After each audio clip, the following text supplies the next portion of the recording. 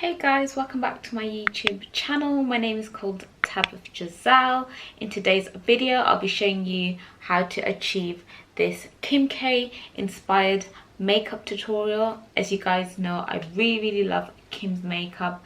Absolutely think her makeup is so inspirational, and I just love most of her looks. She always has effortless makeup, and I wanted to recreate this makeup look from an inspired picture of hers, which I will put here for you guys to see what picture it looks like. And I just wanted to recreate it in my own kind of way, so I gave it my own take on it, and I just hope you guys enjoy the video. It's just a fun get ready with me, just a glam that is inspired by Kim. So I hope you guys enjoy it, and thank you so much for watching.